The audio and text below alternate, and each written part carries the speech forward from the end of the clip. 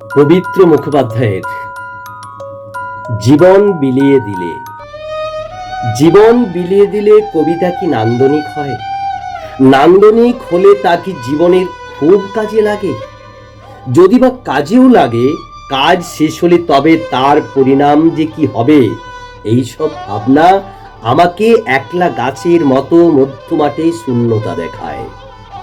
আমি খুব সাধারণ পেয়ে থাকি সাধারণ বলে। কিছু দায় রয়েছে, নিয়েছি বেছে যা আমার সাধ্যাতীত নয়, আর কিছু আছে যা নিইনি।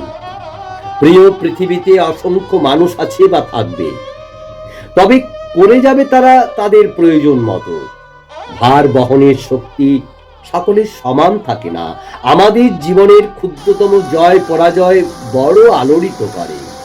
শরীরে নদীর জল ছুঁয়ে যেরকম হাওয়া বয়ে যায়, সেই মতো মৃদু আলোড়ন তুলে দিনগুলো রাতের নির্জন সবাধারে ঢুকে পড়ে, তারপর মৃদুতম আলোড়ন নেই। জীবন বিলিয়ে দিলে কবিতার জন্ম হয়। এই নিরুত্তাপ চেতনার ভার বয়ে বেড়াবার মতন সময় নেই আমাদের।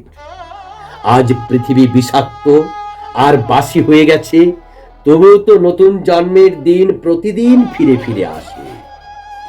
শীতের প্রথম রোদ শুয়ে আছে ঘাসে।